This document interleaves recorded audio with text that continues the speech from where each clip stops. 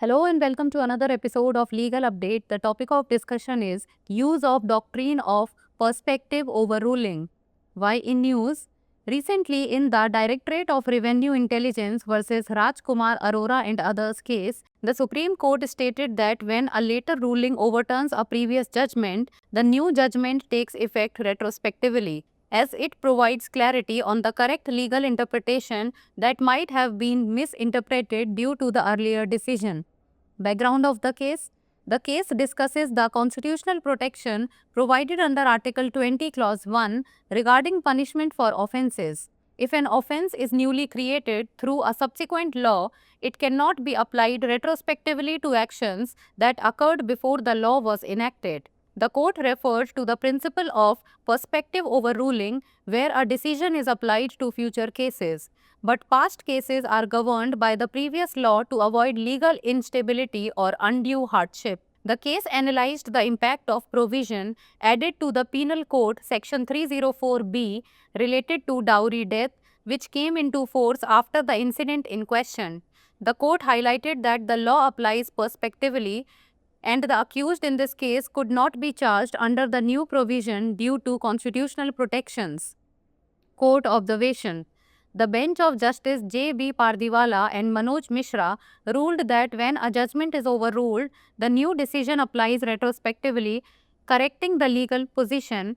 This is in line with Section 8, Clause C of the NDPS Act, which prohibits certain operations related to narcotic substances.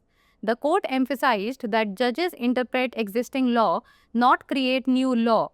This aligns with Article 142 of the Indian Constitution, which allows the Supreme Court to pass orders for complete justice. The court clarified that doctrine of perspective overruling must not be applied routinely and can only be used explicitly. Without such a declaration, the decision applies retrospectively. This principle also aligns with Section 216 of the CRPC, which allows for altering changes to ensure justice is served. Doctrine of perspective overruling. The doctrine of perspective overruling is applied when a court overrules a well-established precedent by declaring a new rule but limits its application to future situations. The primary objective is to avoid injustice or hardships that might arise from sudden changes in the law. The doctrine originated in the United States jurisprudence and was later adopted by the Indian Supreme Court. In India, the doctrine was first applied in the landmark case of Golaknath versus State of Punjab, 1967. The Supreme Court derives its power to apply this doctrine from Article 142 of the Indian Constitution, which allows the court to make any order necessary for doing complete justice in any case before it. Case laws. Managing Director ECIL versus B. Karunkar, 1993. This Constitution Bench decision upheld the perspective application of an earlier ruling, that is Union of India versus Mohammad Ramzan Khan, 1991, regarding the requirement to furnish inquiry reports to delinquent employees. The court reasoned that retrospective application would result in grave prejudice to the administration, outweighing the benefits to employees. Jindal Stainless Limited versus State of Haryana, 2017. A 9-judge bench overruled long-standing precedents regarding the impact of non-discriminatory taxes on free trade and commerce. Despite arguments for perspective application, the court gave its ruling retrospective effect. Now it's time for the practice question.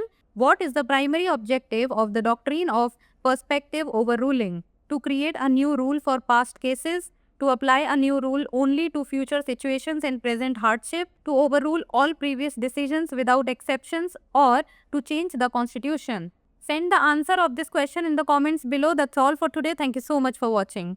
संभावित अधिनिर्णय के सिद्धांत का उपयोग चर्चा में क्यों?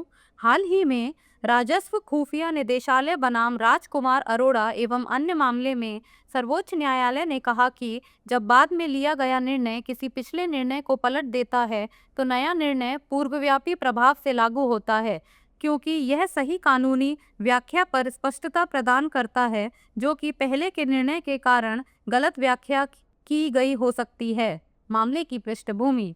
यह मामला अनुच्छेद 20(1) के तहत अपराधों के लिए सजा के संबंध में प्रदान की गई संवैधानिक सुरक्षा पर चर्चा करता है। यदि कोई अपराध किसी बात के कानून के माध्यम से नया बनाया गया है तो इसे कानून बनने से पहले हुई कार्यवाहियों पर पूर्वव्यापी रूप से लागू नहीं किया जा सकता है। न्यायालय ने संभावित अधिनिर्णय के सिद्धांत का उल्लेख किया, जहां निर्णय को भविष्य के मामलों पर लागू किया जाता है, लेकिन कानूनी अस्थिरता या अनुचित कठिनाइयों से बचने के लिए पिछले मामलों को पिछले कानून द्वारा नियंत्रित किया जाता है। इस मामले में दहेज हत्या से संबंधित दंड संहिता धारा 304 में जोड़े गए प्रावधान के प्रभाव का विश्लेषण किया गया, जो संबंधित घटना के बाद लागू हुआ था। न्यायालय ने इस बात पर प्रकाश डाला कि कानून भावी रूप से लागू होता है और इस मामले में अभियुक्तों पर संवैधानिक सुरक्षा के कारण नए प्रावधान के तहत आरोप नहीं लगाया जा सकता। न्यायालय की टिप्पणी। Justice JB. पारदीवाला और मनोज मिश्रा की बेंच ने फैसला सुनाया कि जब कोई फैसला खारिज कर दिया जाता है तो नया फैसला पूर्वव्यापी रूप से लागू होता है, जो कानूनी स्थिति को सही करता है। यह एनडीपीएस अधिनियम की धारा 8C के अनुरूप है, जो मादक पदार्थों से संबंधित कुछ संचालनों पर प्रतिबंध लगाता है। न्यायालय ने इस बात पर जोर दिया कि न्यायाधीश मौजूदा कानून की व्याख्या करे, नया कानून न बनाए। यह भारतीय संविधान के अनुच्छेद 142 के अनुरूप है, जो सर्वोच्च न्यायालय को पूर्ण न्याय के लिए आदेश पारित करने की अनुमति देता है। न्यायालय ने स्पष्ट किया कि संभावित अधिनिर्णय के सिद्धांत को नियमित रूप से लागू नहीं किया जाना चाहिए और इसका उपयोग केवल स्पष्ट रूप से किया जा सकता है। ऐसी घोषणा के बिना निर्णय पूर्वव्यापी रूप से लागू होता है। यह सिद्धांत सीआरपीसी की धारा 216 के साथ भी संरेखित है, जो न्याय सुनिश्चित करने के लिए आरोपों को बदलने की अनुमति देता है। संभावित अधिनिर्णय का सिद्धांत। संभावित अधिनिर्णय का सिद्धांत तब लागू किया जाता है जब एक न्यायालय एक स्थापित सिद्धांत को पलटकर नया नियम घोषित करता है, लेकिन इसके लागू होने को भविष्य की परिस्थितियों तक सीमित कर देता है। इसका मुख्य उद्देश्य यह है कि कानून में अचानक बदलावों से उत्पन्न होने वाली अन्याय या कठिनाइयों को रोका जा सके। इस सिद्धांत की उत्पत्ति संयुक्त राज्य अमेरिका के न्यायशास्त्र में हुई थी और बाद में इसे भारतीय सर्वोच्च न्यायालय ने अपनाया। भारत में इस सिद्धांत को पहली बार गोलकनाथ बनाम पंजाब राज्य के ऐतिहासिक मामले में लागू किया गया था। सर्वोच्च न्यायालय को इस सिद्धांत को लागू करने की शक्ति भारतीय संविधान के अनुच्छेद 142 से प्राप्त होती है, जो न्यायालय को अपने समक्ष किसी भी मामले में पूर्ण न्याय करने के लिए आवश्यक आदेश देने की अनुमति देता है। संबंधित केस। प्रबंध निदेशक ECIL बनाम वी करुणाकर। संविधान पीठ ने इस फैसले ने भारत संघ बनाम मोहम्मद रमजान खान के एक पुराने फैसले के भावी आदेश को बरकरार रखा, जिसमें दोषी कर्मचारियों को जांच रिपोर्ट प्रस्तुत करने की आवश्यकता के बारे में बताया गया था। न्यायालय ने तर्क दिया कि पूर्वव्यापी आवेदन से प्रशासन को गंभीर नुकसान होगा, जो कर्मचारियों को मिलने वाले लाभों से कहीं अधिक होगा। जिंदल स्टेनलेस लिमिटेड बनाम हरियाणा राज्य 2017। 9 न्यायाधीशों की पीठ ने मुक्त व्यापार और वाणिज्य पर गैर भेदभावपूर्ण करों के प्रभाव के बारे में लंबे समय से चली आ रही मिसालों को खारिज कर दिया। भावी आवेदन के लिए तर्कों के बावजूद न्यायालय ने अपना फैसला पूर्वव्यापी प्रभाव से सुनाया। अब बारी है अभ्यास प्रश्न की। संभावित अधिनिर्णय के सिद्धांत का प्राथमिक उद्देश्य क्या है? पिछले मामलों के लिए नया नियम बनाना, नए नियम को केवल भविष्य की स्थितियों पर लागू करना और कठिनाई को रोकना, बिना किसी उपवाद के सभी पिछले निर्णयों को रद्द करना, संविधान में परिवर्तन करना। आप इस प्रश्न का उत्तर कमेंट सेक्शन में दे सकते हैं। आज के लिए इतना ही। धन्यवाद।